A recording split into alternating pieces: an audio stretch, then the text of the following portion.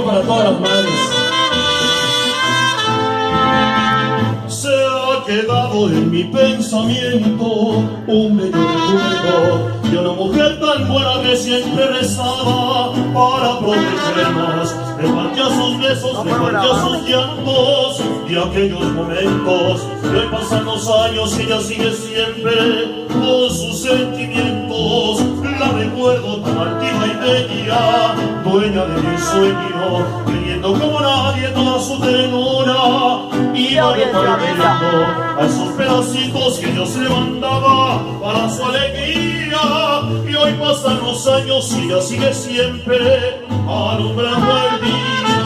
Esa mujer la bendigo por ser buena y por ser lo más grande del mundo. Esa mujer la venero porque fue la que me dio la vida. La quiero. ¡Tócale, muchachos!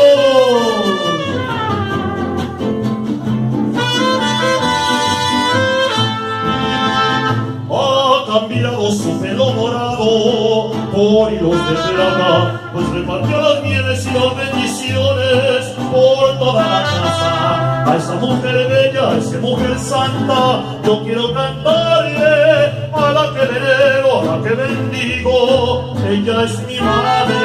A esa mujer la bendigo por ser buena y por ser lo más grande del mundo.